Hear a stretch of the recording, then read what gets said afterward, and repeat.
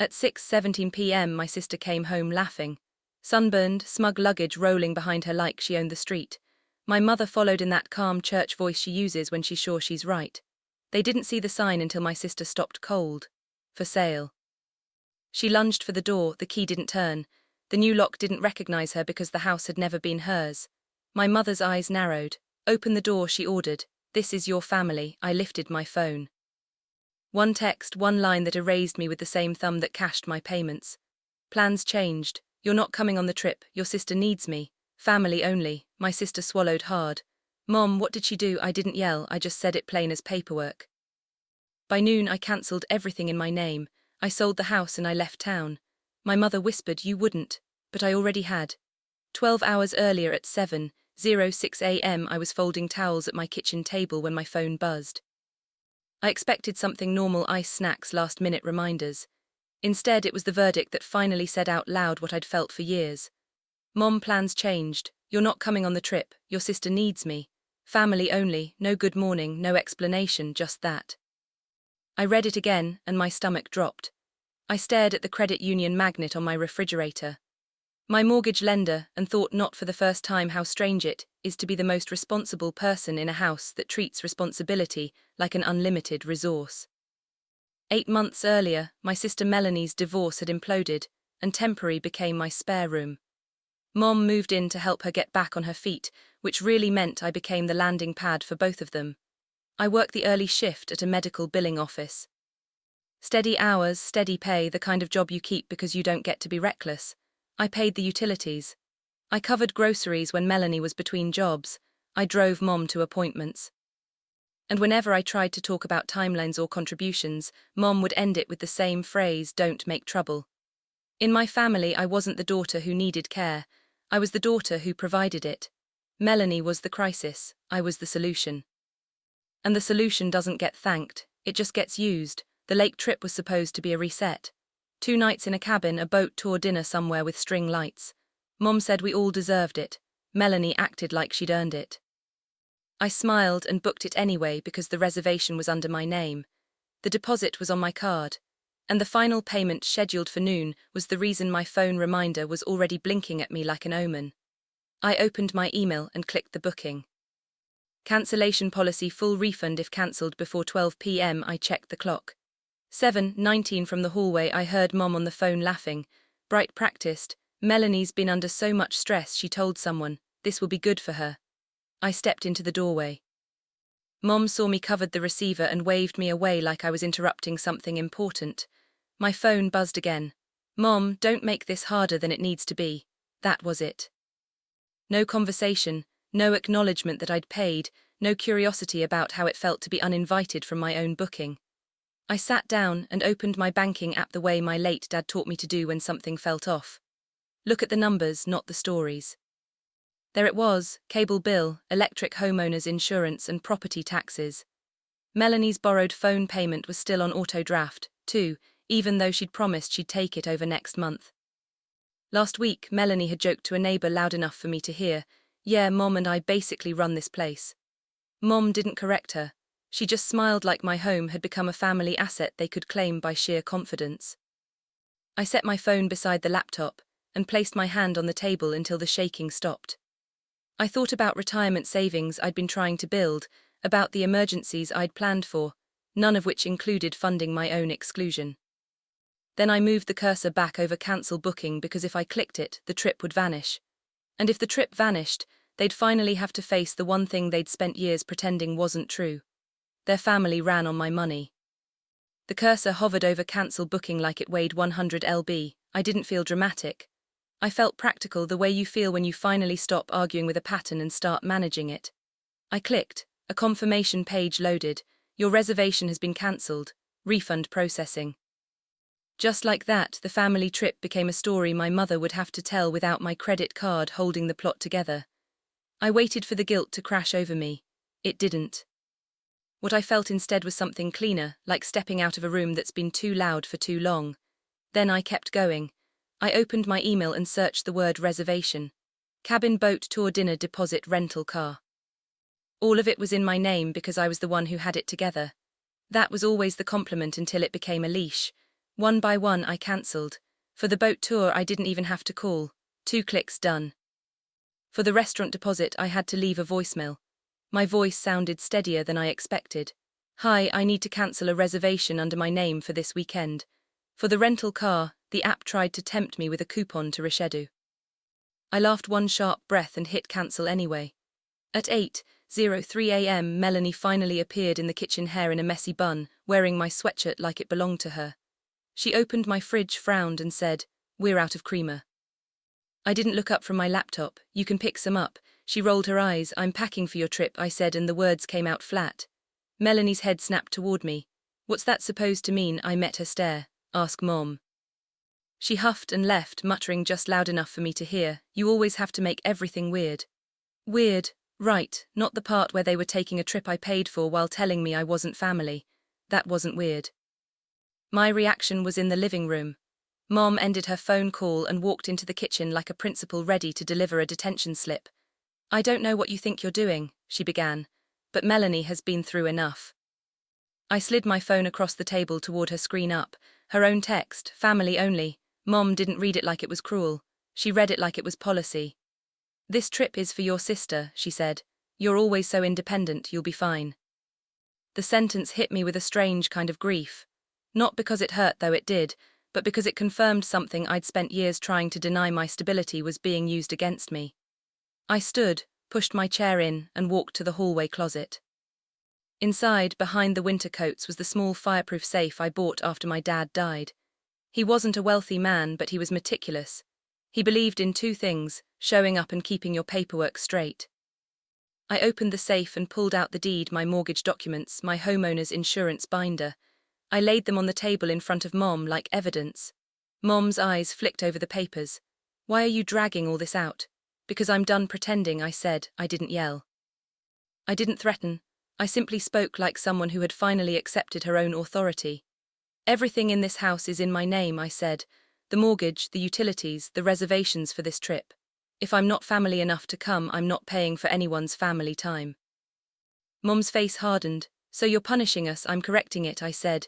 I went back to my laptop and logged into every account I could think of. I removed saved cards. I changed passwords. I turned off autopay on anything that wasn't mine. When I got to the phone plan, Melanie was about to switch. I paused, then cancelled it entirely. The relief was immediate, like taking off a heavy backpack you forgot you were carrying. At 9:47, I called the credit union. "I need to confirm my mortgage is only in my name," I said, calm, "and I want to ask about the cleanest way to prepare a property for sale." The woman on the phone didn't gasp or judge. She simply gave me options. That was another small lesson: strangers often treat you with more respect than family does when money is involved. At 10:22, I called a local realtor I'd met at a community event last year. Jill, late 50s, sensible voice, the kind of woman who doesn't flinch at hard conversations. I told her the basics. There was a short silence. Then Jill said, "Do you own the home outright or with a mortgage?" "Mortgage," I said, "and the deed is just you, just me." "All right," she said. "If you want out, we can move quickly, but you need a plan for occupants." Occupants, not your mom, not your sister, occupants. Something in that word steadied me. By 11:30, Jill was scheduled to come by the next day to walk through. I printed a simple notice template from my state's tenant resources page. Not because I wanted a fight, but because I refused to be reckless. I wrote dates down. I started a folder. I took photos of every room, every major appliance, every piece of mail with my name on it. At 11:58 a.m. my phone buzzed again. "Mom, we're leaving soon. Don't do anything you'll regret." I looked at the clock. 2 minutes until the final payment would have processed. At 11:59 I logged into the booking site one last time and confirmed every cancellation. At 12:00 I watched the pending charge disappear. By noon the trip was gone. My payments were gone, and the life they'd been building on top of my stability finally had to stand on its own. Mom and Melanie moved through the house with a noisy kind of confident zipper sounds drawers, slamming Melanie's perfume, drifting down the hallway like a victory lap. Mom didn't look at me as she carried her tote bag to the front door. She didn't ask if I was okay. She didn't even say goodbye. On her way out, she paused just long enough to deliver her final line like she was handing down scripture. "Try to be mature about this," she said. Then the door shut and their car pulled away. For the first time in 8 months, the house was quiet, not peaceful quiet. There's a difference. Peace is earned. Quiet is what happens when the people who drain you finally leave the room. I stood at the window and watched the street until their tail lights disappeared. My hands were still, but my stomach felt like it was full of pins. I kept thinking the guilt would come rushing in that familiar panic. You're being mean, you're being ungrateful, you're going to regret this. But the only thing that came was a heavy calm. They chose family only, so I chose my name only. That afternoon I didn't do anything dramatic. I did what adults do when they finally stop arguing with reality. I handled logistics. I called a local attorney's office and paid for a short consult. I explained plainly that my mother and sister were staying in my home without a lease, and I needed to remove them legally. The attorney didn't shame me. She asked questions. She told me what notices were required in my state. She told me not to change locks while they were still living there, not to throw their things out, not to make it emotional. Paperwork, timelines, documentation. So I waited. I drafted a notice to vacate using the correct language and a reasonable deadline. I printed 2 copies. I took a photo of each copy in the envelope. I placed one on my mother's bed and one on Melanie's with a simple note. Please read, call me when you're calm. Then I left the house for the first time all day and drove to my friend Lisa's place across town. Lisa is the kind of friend people overuse because she's steady. She made tea, didn't ask for every detail, just said, you can stay here tonight if you want. I slept on her couch, staring at the ceiling, listening to the old house settle. At 2:14 a.m. my phone lit up with a message from Melanie. Melanie, you're really going to do this after everything? I didn't answer.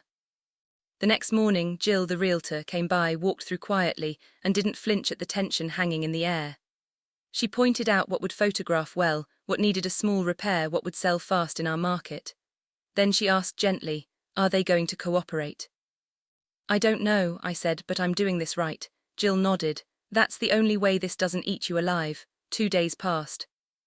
Mom and Melanie stayed elsewhere, probably with my aunt or in a cheap motel or with someone Mom could charm with a story about her ungrateful daughter. I didn't chase them. I didn't try to defend myself to everyone preemptively. I just kept my notes, saved screenshots, and followed the legal steps. Then on the 3rd evening they came back. It was 6:17 p.m, the light outside going golden. I was inside standing by the entryway when I heard their car doors slam. Melanie's laugh carried up the walkway, too loud, too performative, like she wanted the neighbors to hear how normal everything was.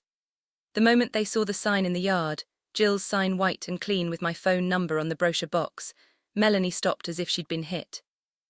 What is that? She barked. Mom's face tightened, but she kept walking, heels clicking like she still had authority here. Melanie rushed the door and shoved the key in. It didn't turn, she twisted harder. Nothing, are you kidding me? She shouted, yanking at the knob. Open the door. Mom turned to the porch camera and waved like she was greeting a friend. We're home, she called, her voice syrupy. Open up. I opened the door the minimum amount allowed by the chain so they could see my face but not push past me. Melanie's eyes were wild. You changed the locks. I followed the attorney's instructions. I said evenly, you have a notice inside, you're not coming in to scream. Mom leaned forward, her tone dropping into that low warning voice from my childhood. This is your family, she said. You don't get to lock family out. I lifted my phone and showed them Mom's text right on the screen. Plans changed. You're not coming on the trip. Your sister needs me. Family only. Melanie swallowed, then snapped. That's not what she meant. It's exactly what she meant, I said. And it's exactly how you've both treated me for years.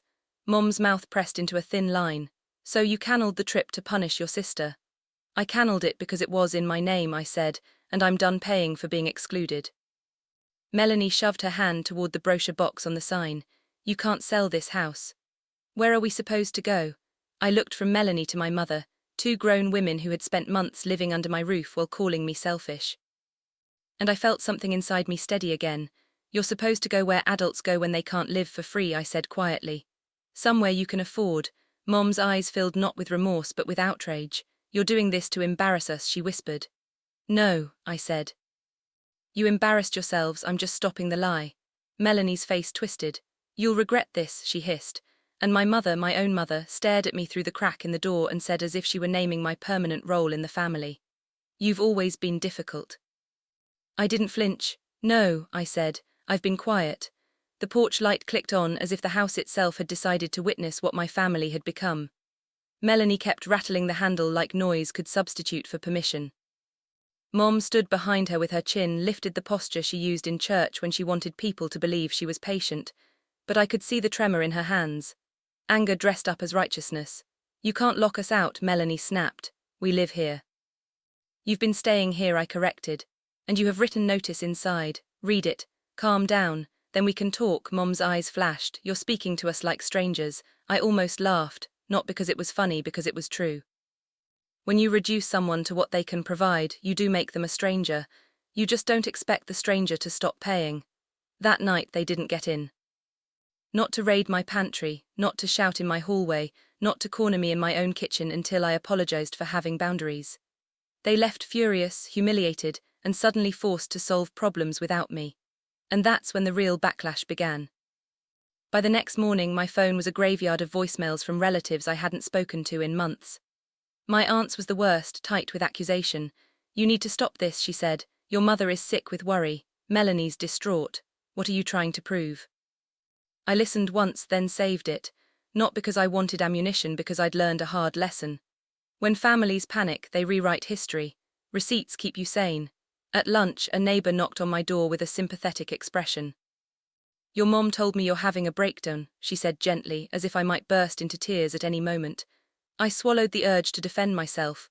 "I'm fine," I said. "I'm just handling my finances." That evening, Melanie posted on Facebook, not outright naming me. She was too smart for that, but vague enough for people to fill in the blanks. Some people don't understand loyalty. Some people forget who raised them. Mom liked the post within 5 minutes. I stared at that little blue thumbs up and felt my chest go cold. Not because I expected better, because I'd still been hoping for it. Jill called the next day with the listing paperwork ready. "We can go live Friday," she said, "but I want you to be prepared. Once the sign is up, emotions get louder." "I've noticed," I said. Jill paused. "Also, are you sure your sister hasn't established tenancy even without a lease?" "I had an attorney consult," I said. "I'm following the notice requirements." "Good," she replied. "Stay boring, boring wins." So I stayed boring. I mailed copies of the notice by certified mail to the temporary address Mom provided in one of her texts. I took screenshots. I logged dates and times. I stopped all shared payments. I updated my emergency contacts. I changed the passwords to everything banking, utilities, email, and turned on 2-factor authentication. Then I pulled my credit report, and there it was, a hard inquiry from a store card I didn't recognize. My hands went numb. I called the number listed and asked for details. The representative confirmed an application had been started online with my information. Not fully approved yet, but initiated. I sat on the edge of my bed staring at my own name on a screen, and the anger that rose in me was different than before. It wasn't hot, it was surgical. I froze my credit with all 3 bureaus that night. I placed a fraud alert. I changed my social security account login. I printed the confirmation pages and added them to my folder like proof that I wasn't imagining things. When I told Mom about the credit inquiry calmly by text, she didn't ask if I was okay. She wrote, "Melanie would never do that, don't accuse her." That was the moment the story shifted from hurt feelings to hard risk. You can survive being disliked. You cannot survive someone treating your identity like a resource. 2 days later, my attorney called me back after I forwarded the inquiry documentation. "If your sister attempts identity fraud that's serious," she said, "keep everything and do not let them bait you into a confrontation." As if on cue, Melanie started calling from unknown numbers. When I didn't answer, she left voicemails that swung wildly between sobbing and rage. "You're ruining our lives," she cried in one. In the next, her voice went low and venomous. "If you think you can just sell the house and walk away, you're going to learn what it feels like to lose everything." I saved them all. Friday came. The listing went live. Jill's sign stood in my yard like a boundary you could photograph. And that night, just after dinner, my phone buzzed again. "Mom, this time no theatrics, no caps lock, no crowd of relatives." "Mom, can we talk? Just you and me, not Melanie." I stared at the message for a long time. My first instinct was suspicion. My second was grief. My third, quiet, steady, was the part of me that still loved her even after everything. I typed one sentence. "Tomorrow, public place, noon." Then I set my phone down and realized my hands were shaking again. Not from fear this time. but from the possibility that the woman who raised me might finally say what I'd needed to hear my whole life. We met at noon at the diner off Route 9, the one with the pie case by the register, and the older couples who always sit in the same booths like it's part of their marriage vows.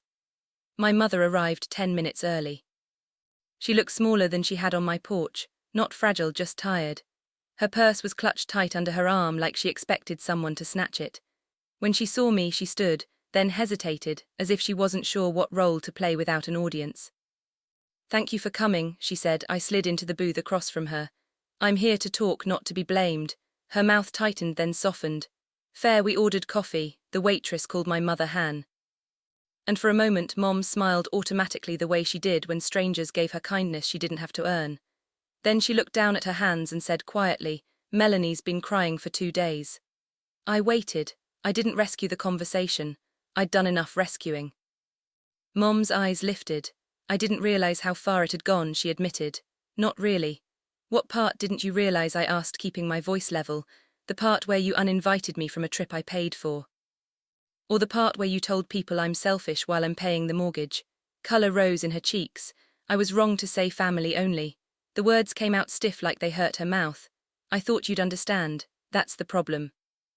I said you always think I'll understand and Melanie will always need, so you choose her because it's easier than asking her to grow up." Mom blinked hard. For a second I saw something in her face I rarely saw. Not anger, not certainty, fear. "I'm her mother," she whispered. "If I don't help her, who will?" I leaned forward. "Helping is not the same as enabling. You didn't help her by letting her take over my house. You didn't help her by letting her tell people it was yours. You didn't help her by defending her when my credit got touched." Mom went still. "The credit, that was true?" she asked. "It's documented," I said. "I froze everything, I filed alerts, I did what I had to do." Her eyes dropped to the table. "I told myself you were exaggerating," she said, voice thin. "Because if it was true then I failed, and I didn't want to face that." There it was. The real confession finally said without a sermon attached. We sat in silence while the diner hummed around us.